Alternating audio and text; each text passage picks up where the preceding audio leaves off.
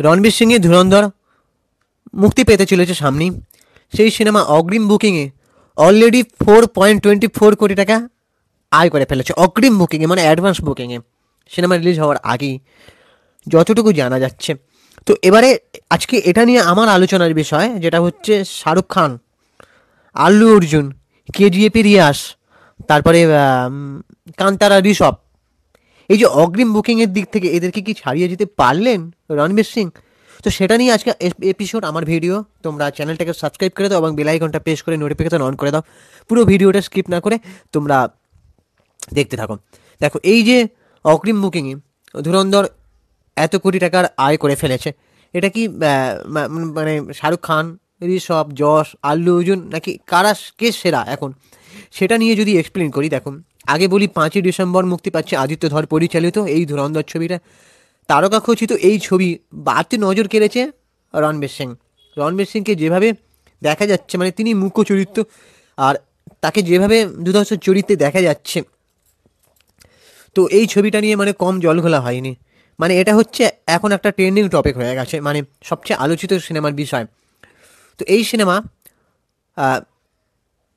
মানে কার কার কী চরিত্র সেটা নিয়ে আমি আগের একটা ভিডিওতে আলোচনা করেছি। আমি ডেসক্রিপশনে লিঙ্ক দিয়ে দেবো, তোমরা দেখতে পারো।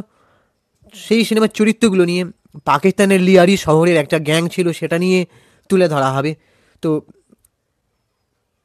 রণবীর সিং যে চরিত্রটা করছেন, সেই চরিত্রের মানে একজন সেনা, সেই সেনা পাকিস্তানে গিয়ে একজন ছদ্মবেশে ছিলেন লিয়ারি গ্যাংকে প্রতিহত করার জন্য, মানে তাকে ধরার জন্য। তো তাদের বাবা মা নাকি বলছিলেন যে এই ছবিটা মানে নাকি রণবীর সিংয়ের যে চরিত্রটা তার ছেলেরই আদলে বানানো। তারা মানে কোর্টের দ্বারস্থ হয়েছিল, অনেক জলঘোলা হচ্ছে। তো সেটা নিয়ে আমি এখন আলোচনা নাই বা করলাম। তো এই সিনেমার মানে চলতি সপ্তাহের মধ্যে খুলে দেওয়া হয় অগ্রিম বুকিংয়ের যে মানে অপশানটা। সেই সময় মানে চড়া দামে বিক্রি হচ্ছে টিকিট। কলকাতার বেশ কিছু প্রেক্ষাগৃহে টিকিটের দাম 500 টাকা। মানে আমরা যে সময় সিনেমা দেখতাম 20 টাকা 25 টাকা, আজকে একটা সিনেমা দেখতে গেলে 500 টাকা। যাই হোক, যদিও শাহরুখ খান অভিনীত পাঠান ও জওয়ান টিকিটের দামের তুলনায় এটা তেমন কিছু নয়। আহ, পা- শোনা যাচ্ছে অগ্রিম টিকিট বুকিংয়ের থেকে এখনই নাকি যেটা আগেই বললাম 4.24 কোটি টাকা ইনকাম করে ফেলেছে। এই নিরিখে বছরের মুক্তিপ্রাপ্ত অন্যান্য ছবির সঙ্গে যদি তুলনা করা যায়, কোথায় দাঁড়িয়ে ধুরন্ধর সেটা নিয়ে আলোচনা করতে বসা। একটা সময় ছিল যখন কোনো ছবি কত দ্রুত 100 কোটির ঘর ছুঁতে পারছে সেটা নিয়ে মানে বেশি চর্চা হতো। এখন এখন মানে সেটাই হচ্ছে ছবির মাপকাঠি, কে কত ব্যবসা করছে, ছবির কোয়ালিটি কেমন, ছবি কত ভালো হলো সেটা মুখ্য বিষয় নয়।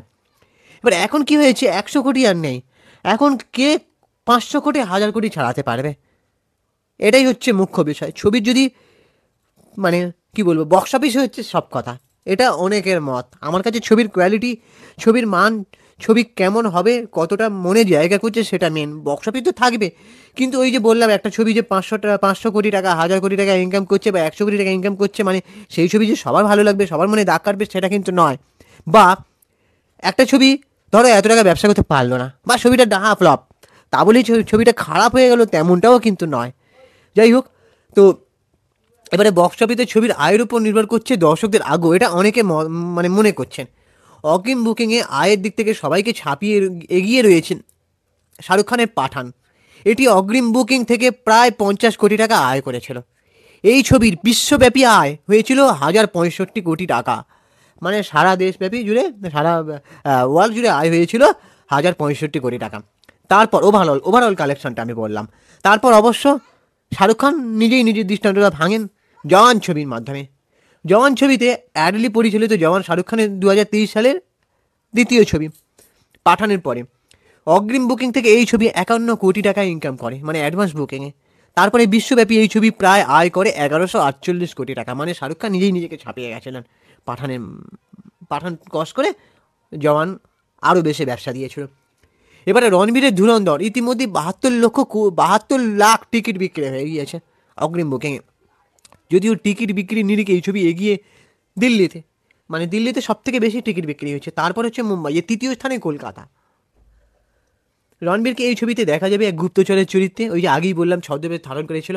এই ছবিতে দেশাত্মবোধের উপাদানের সঙ্গে দেখানো হয়েছে ভারত পাকিস্তানের কূটনৈতিক দিকও, আর থাকবে ভরপুর অ্যাকশন। অতিমারির পরে অতিমারির পরে মুক্তিপ্রাপ্ত পুষ্পা দ্য রাইজ ছবিটি অগ্রিম বুকিংয়ে শুধুমাত্র হিন্দি ভাষা থেকে আয় করেছিল 10 কোটি। বিশ্বব্যাপী যদি হিসেব ধরা হয় তাহলে সেই সংখ্যা আরও বাড়বে, যদিও এর মধ্যে যুক্ত রয়েছে স্যাটেলাইট বিক্রির শর্ত। ছবিতে আল্লু অর্জুন ছিলেন চন্দন কাঠের চোরা কারবারি। মুক্তির আগেই টিকিট ঝড়ের গতিতে বিক্রি হয়। রণবীর কাপুর অভিনীত অ্যানিম্যাল ছবি। অ্যানিম্যাল ছবিটা 2023 সালের মুক্তিপ্রাপ্ত সে বছরের অন্যতম বড় ও সফল ছবি ছিল। অগ্রিম বুকিং থেকে ছবির আয় হয় 34 কোটি টাকা, আর টিকিট বিক্রি হয়েছিল 13 লক্ষের কাছাকাছি। এই ছবিতে গ্যাংস্টারের চুরিতে দেখা যায় রণবীরকে।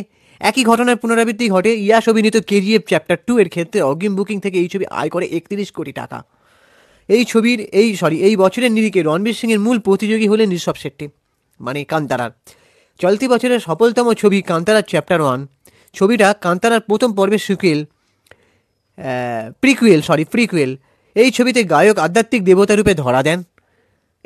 সেই লোকগাথা যেন আঠার মতো দর্শককে বসিয়ে রাখে। দেশে এই ছবির অগ্রিম বুকিং থেকে আয় করেছে 9 কোটি। এছাড়াও আরও এক প্রতিযোগী রয়েছে নবাগত আহান পান্ডে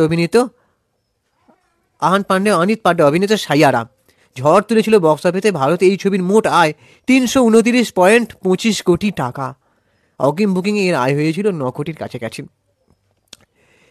ভিকি কৌশল অভিনীত একটা ছাওয়া বলে একটা ছবি এসেছিল। সেই ছবিটা ছত্রপতি শিবাজির ছেলে সম্ভাজির চরিত্রে অভিনয় করেছিলেন ভিকি কৌশল।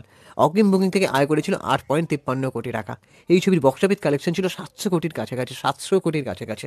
বহু রাজ্যে এই ছবির কর্মকুব করা আয়ের ক্ষেত্রে তার প্রভাব পড়েছে।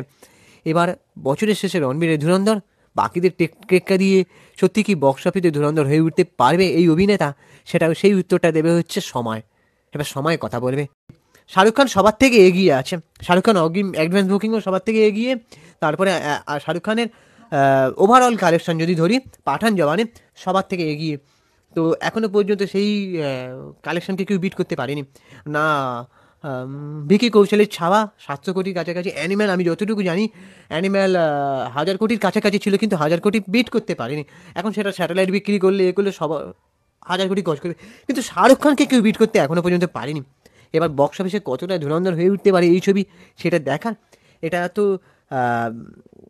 এখন সবে অগ্রিম বুকিং। এখন ওভারঅল কালেকশন যদি দেখা যায় সেটা এখন পরে, সেটা নিয়ে এক্সক্লুসিভ আপডেট তোমাদের সামনে দেবো। আর তোমরা চ্যানেলটাকে অবশ্যই সাবস্ক্রাইব করে দাও আর বেল আইকনটা প্রেস করে দাও। আর আমি ইনস্টাগ্রামে রয়েছি চিঙ্কি বাবু 2531, তোমরা ওখানে গিয়ে ফলো করে দাও। টাটা, দেখা হচ্ছে পরে ভিডিওতে। ততক্ষণ নিজে সরিয়ে খেয়াল রাখো, সুস্থ থাকো, ভালো থাকো।